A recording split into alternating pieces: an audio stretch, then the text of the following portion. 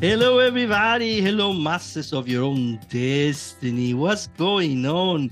Welcome back to my basement. I'm Francisco Suarez, your host, and this is from Suarez Basement, a podcast that we have created especially for everybody. And when I say everybody, is everybody who is out there, who is interested in the communication, media, and the art. If you're in love with visual storytelling, this is the podcast for you. We have conversation with those experts behind some of your favorite TV shows and films and musicals and plays. You name it, we have it here in the basement. And if you want to hear past episodes, it's very easy. Just go to our website, which is www.fsbasement.com, and you can access our library with all the episodes from different experts in these fields, directors and producers and actors, you name it, they are all there. And if you are a faculty or a student who want to learn more about these fields, it's a great tool called their teaching resources, where you can go and find some lectures with each of those episodes. Again, www.fsbasement.com. And today we are among royalty. Yes, the reason why I say this is because we have the custom designer for the new hit TV show in Netflix, Queen Charlotte, is in the basement. Lyn Paola is waiting for us in London to have a conversation. She's an Emmy-Award winning for her work as a custom designer in the West Wing. She's also behind the custom design for the amazing, also very intricate show about character development and costume inventing Anna. So talking about having an expert in the basement, I want to also say thank you to WCNY PBS in Central New York for the partnership. It's thanks to that partnership that we can come to you every other week. So let's start this new episode from Suarez Basement right away. Here we go. Lyn, I want to welcome you to my basement. Lovely to meet you, and thank you for including me. No, it's a pleasure, and thank you for taking time of your busy schedule and have time with us. Lyn, let's start from scratch in the sense of, I'm very curious to pick your mind regarding to creativity and the process that you go through when you get a new project. So explain to me a little bit, like, okay, you get, for example, a project like Queen Charlotte or Inventing Anna. How do you approach creatively a new character, a new TV show or film that you're working in? I've said this a few times, and I think it's possibly the same for most costume designers or most creative people, in that you start a new show, you read the script, and all of a sudden you're presented with a new world. And I always think of it as creating a world, which is what we do, along with production design and, of course, the words on the page. And I'm very fortunate to work with amazing writers like Shonda Rhimes and John Wells. So you start with that word on the page, and then you start thinking, okay, let's say, for instance, in the case of Anna Delvey, that's a real person. She's a real person. And you do I always do a very, very, very deep dive into research. And the same is true of Queen Charlotte. So I always start with, again, another real person, a real human. So you research, do your mood boards, come up with your palette, talk to the director, talk to the writer. And sort of, for me, it's a very thoughtful time. I spend a lot of time alone in a room, really wrapping my head around, who is this person? How do I want to project this human? And what is it that what she's wearing says about her or him? Mm-hmm. And how should this whole world be populated? And I really do spend a really long time on my own, just generally putting my head inside that world. And people think that's strange, because I get very quiet and very thoughtful, and everyone's running around buzzing, getting everything ready for the department to open. But I need that time to wrap my head around it. And then, then you present your sketches and you start pulling fabric. And it's such a collaborative medium, film. I may have my thoughts, but Shonda might have her thoughts. But it's always shared with joy we're always sort of living off each other's brains in a way, sort of that creative energy that comes from working with people who are so smart and so creative in their own right, including the actors, that you sort of start spinning all the information in your mind, and then that translates to the sketches, and then to the costumes. Mm-hmm. So I would say for me, everything has to start from research and just being mindful of the work, of what you're trying to create. Of course.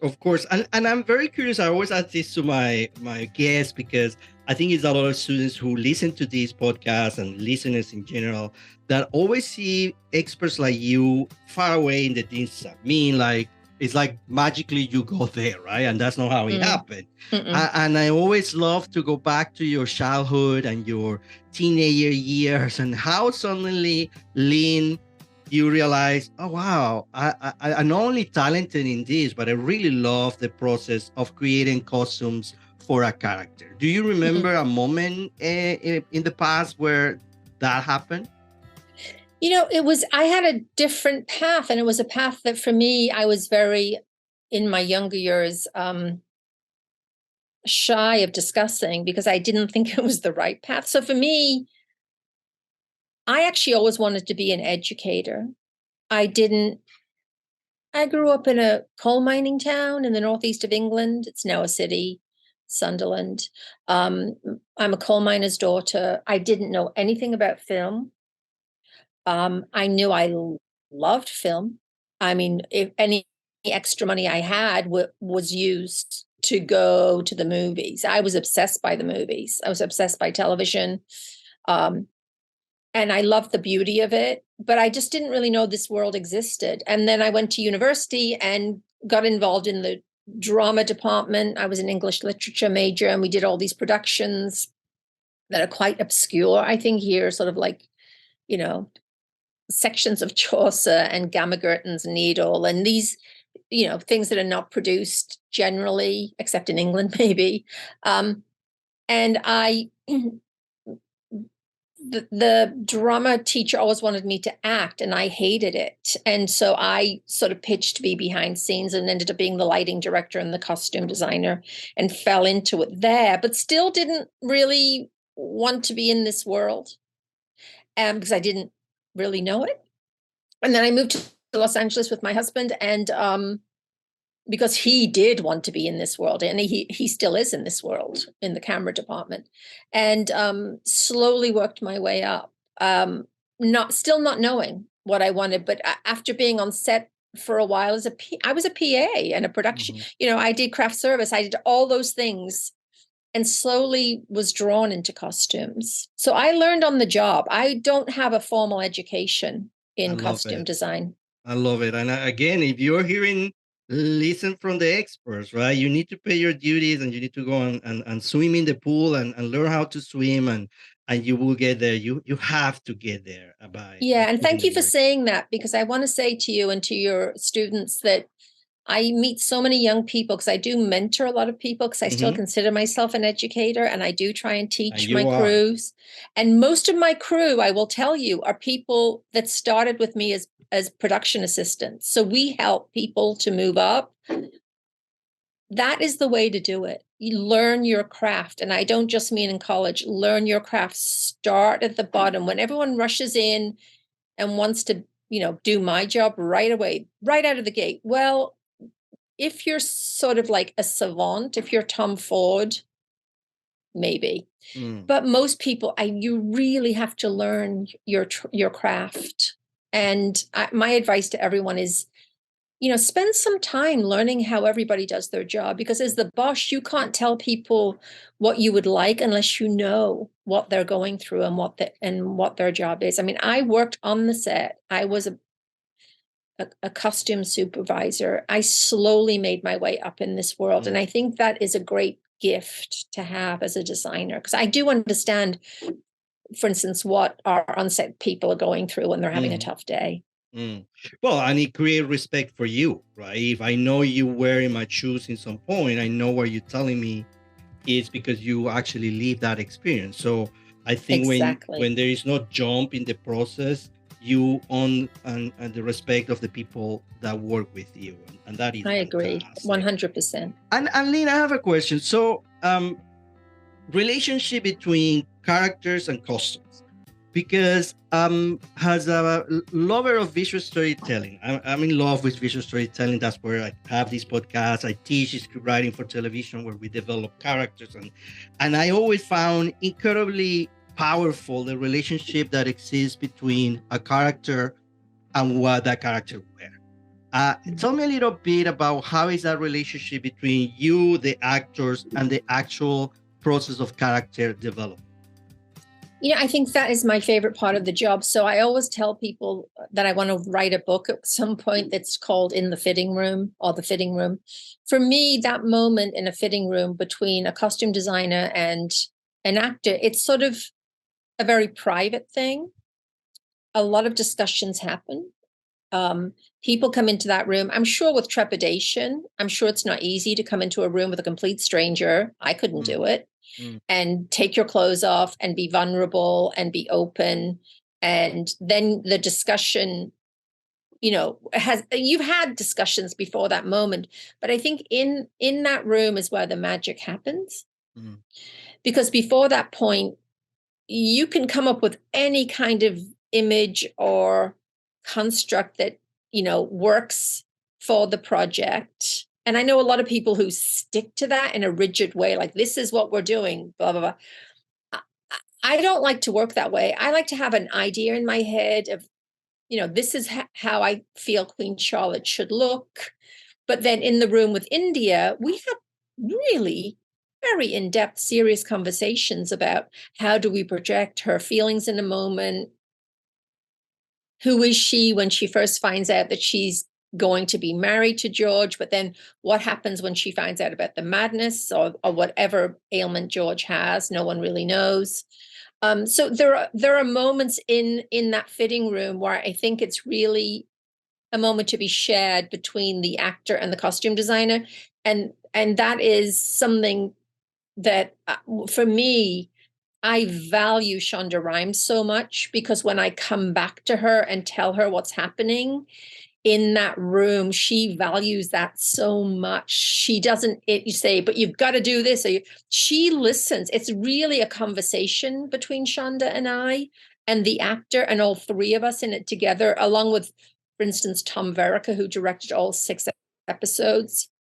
As an ex-actor, well, I mean, he still acts, but he's a director mainly now. He understands how valuable that private time is in the room with the actor, because that's the moment when a lot of actors, before they've gone to the set and before they've started, that is where they learn so much. And I had one actor call the room the confessional, and that's what it feels like to me. Like you're both bearing your souls and you're both sharing information that should then never be shared outside that room. For me, I never discuss what goes on in that room other than sort of in this abstract way that we are talking now. But I think for a costume designer, that is the magic moment in that room, when an actor turns to you and says, this is it. This is who he is. This is who she is. I don't really have to do any work now. You've done it for me. That's a magic moment.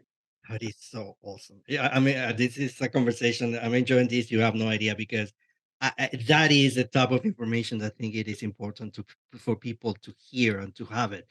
And talking about Queen Charlotte, which was an amazing production story. I mean, all the components are there. And I remember, I think it's his first episode, second. I don't. I think it's first one. In fact, the weather is a very important aspect of the episode, because she doesn't want to wear that wedding dress that is offered to her. She wants to wear what she thinks Israel's representation of her. Yeah, I feel, again, I'm so fortunate in working with Shonda because, first of all, she loves my world. She absolutely loves fashion and costume design. And secondly, everything that's on that page came from her. Do you know that moment in the carriage where Charlotte talks about the whalebone corset, blah, blah, blah? That's all Shonda. It is on the page. And then I'll write to her, because I was in London and she was in the States, and say, okay, I'm thinking about this color because the carriage is this color. And can you change the rubies to sapphires? I think that'll work. But, it's that dialogue. And then again, with the two wedding gowns, which Shonda wrote in to the story, and in that moment of going over the wall, she's in the British wedding gown, and then she gets married in her wedding gown. For me, and I could be wrong, and this is something that Shonda might say, oh, Lyn, you're creating that in your head, but the two gowns were symbolizing the old ton and the new ton for me. And so I wanted the first gown to be, very British, and the second gown to feel very European in a way, sort of very, this is fresh, this is new, no one's worn anything like this before. So that was the task I gave myself. And Well, I'm not sure if that worked, but in my head, I remember Tom Verick, the director, saying to me, well, this gown's beautiful too. You've made this gown so pretty. And I said, yes, but it wasn't about it being beautiful and not being beautiful, because that whole British gown was covered in British iconography. And I've got to shout out to Tuan Lentes, who did the embroidery for us. I mean, that whole hem is covered in, Tudor roses. mhm. It had so many images that But were very British. listen, as a viewer, I totally got it right from the get-go. It's Oh, old that's and the great. new. Uh, Also, I mean, she's going to become the queen, so the British dress doesn't matter. Need to be amazing because it's a queen dress, right? It cannot be a Exactly. Cinderella moment from one thing to another one. However, when she appear in the scene when she's going to walk the aisle, is breathtaking. It's like, wow, okay, this is a different. She came here to make changes. That's how I Mhm. interpreted it with the dress. That's exactly right. And I think, and it's a very subtle thing, but one side of the room was way more colorful than the other side of the room. The guests, there was a definite distinction that we tried to make between the old ton and the new ton. And that's what those two dresses represented. I feel like this is a fresh perspective How on many this hours world. do you think? How many hours of work do you think are in? It's almost impossible to calculate. You know, the embroidery on the cape alone took days and days and days. Mm, And I have to say that the crew in London, they are phenomenal artisans. mm, Because we were asking them to do things that were sort of impossible. Most of those gowns take around 5 weeks of manpower. And there were moments where, because of production schedules and weather, and we were filming during COVID, there were so many parameters wrapped up. And Anna O'Malley, our producer, was so amazing at helping us to navigate the production schedule. Yeah, there's at least 5 weeks, mm. 25 days of work in each gown. And I think I would say that the gown that was, Queen Charlotte's, that she brought with her, was closer to 7 or 8 weeks worth of Mm. work. It's unbelievable. Well, you can see again in the screen. It's just fantastic work, and of course, inventing Anna is a completely different breed, right? I mean, this is, however, the beauty of that project for you, I'm imagining, is that she was all about clothes. She was all about look at me, look at like the status that I have reached. How was that process and working with inventing Anna?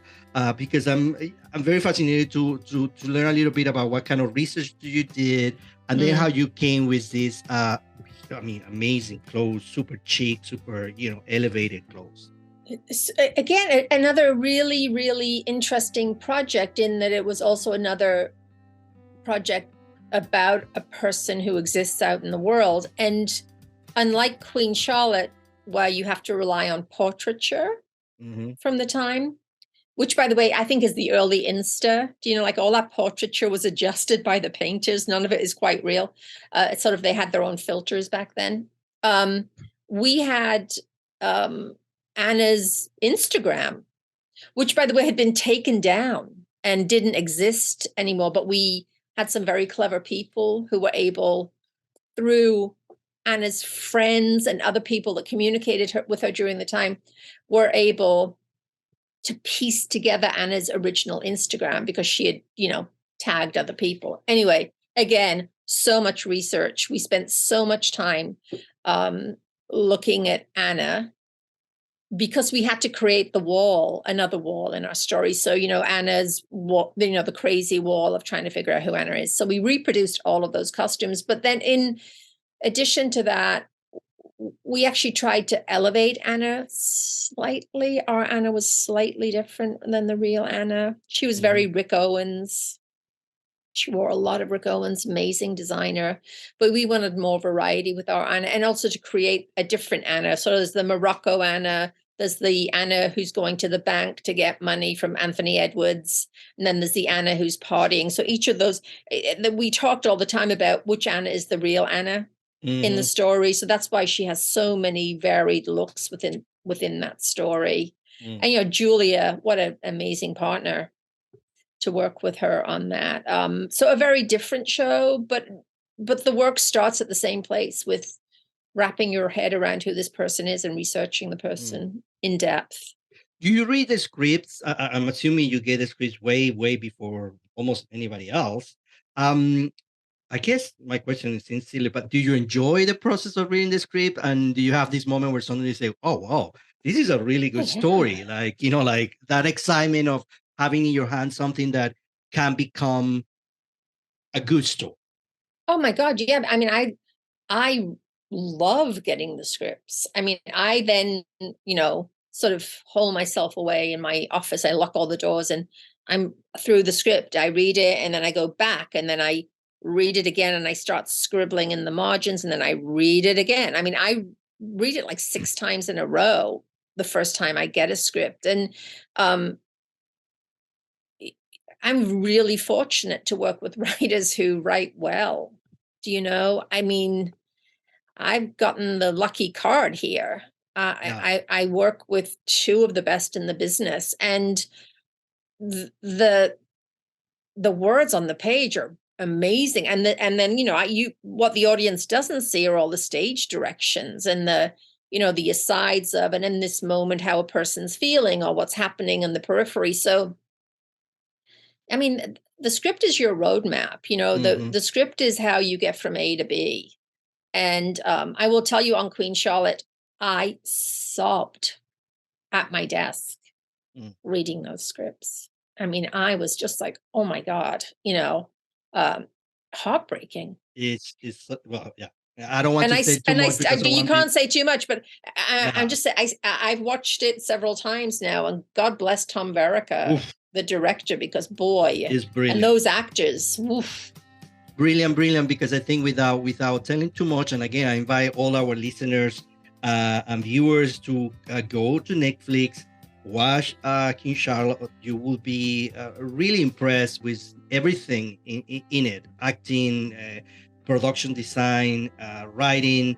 But without telling too much, for me, the ending scene is so clever and so beautiful, well done, because it wasn't about this triumph. I was thinking, well, the writer could take the decision to end like with a ball and everybody is happy, but it's such an intimate moment between these 2 characters that is incredibly well written. I was like, okay. I think the word is poignant, isn't it? I mean, you can look at it from every side. Being joyful, being sad. There are so many emotions mixed up in that show, and I just think it's one of those shows where you say, there's lightning in a bottle, because everything came together so well. And in our business, that doesn't always happen. You think, oh wow, this is, and I actually didn't know, because Queen Charlotte was, I came off Bridgerton, went right to Queen Charlotte, and it was living in London during COVID, it was a challenging time for anyone in any production. And it was also a very complicated show. There are so many stories being told in that show, and we're flashing between a couple of periods. So, you never know. And then I watched it and I literally they have this word back in England, this phrase where you say you're gobsmacked, which means you're like so shocked. And I wasn't shocked. I knew it was going to be great, but I just had no clue how great. I mean, I'm saying that me as a person who worked on it, but I'm very proud of it. You should be very, very proud. A lot of our listeners will ask a question, at least it's always in my mind after I watch a show, that I fall in love with the costume design. Where those costumes end after you guys finish? Some of them are recycled for future shows. I'm assuming some of them will end in a museum, maybe. But I think it's different on the same way the design is different on every show. What happens to the costumes is very different. So for Inventing Anna, Netflix sold many of the costumes on the RealReal. And a lot of the costumes were sent to their warehouse. For Queen Charlotte, everything went to storage at Netflix. And it was funny because this week, Netflix is, in Los Angeles, everyone's doing the For Your Consideration moments because Emmy voting is coming up.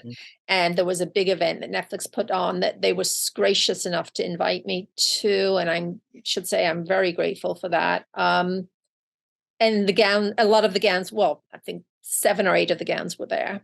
So it was lovely to see them again. It was like they're old friends now. So they had them on mannequins. So, and I know for the Bridgerton world, the gowns do travel around the world because there's lots of experiences and museums and of course that kind of thing. So different for every show. So it's not like, Lyn, you can call and say, "Hey, I want to wear this dress for Halloween this coming." No, but they should start doing they should start doing a Queen Charlotte Halloween costume. Maybe they will. Who knows? It's beyond my pay grade. Maybe they will. Lyn, listen, I'm so glad that we could have this conversation. Like I say, I could be here the whole day talking to you because you represent some of my dreams as a child. I think when I dressed in my costumes to play Superman or Zorro, I used to play Zorro, which was a character from I became the character. Right? The costume was what it validated to me. Okay, now I am this Superman or superhero. Exactly. Exactly. It wasn't until I put the costume that I really feel like I was that character. So I always have been fascinated with that process of acting and costume relationship with the actor, which is incredibly intimate and incredibly important based, what we have been talking today. How do you want, and I think this is a very philosophical question to kind of wrap up our conversation, how Lyn Paola want to be remembered, professionally or personally, both? Well, I'm a mom, first and foremost. So, that's always been my driving motivation in my life is my children. And so I would hope that I'm a good leader and that, my professionally, I actually said to someone another famous actor who was saying to me, "Oh my gosh, should come with me and let's go do movies." And I had the option to go do that or stay home and be with my family. So for me, my crew, my world, everything is about family for me. And I think I don't worry about what people think of me in my professional career. The work stands for itself. And I just want to be a good mom and a good leader for my crew. So I don't worry about any of that. I just do the best I can. I don't worry about it. That is so sweet. Well, I'm sure they will, you will be remembered, and I will remember you for many, many, many years after this also conversation that we have. Thank you, my darling. No, you take care and good luck. And I just say good luck to your students and just get out there and be you. And if you work hard, you'll get there.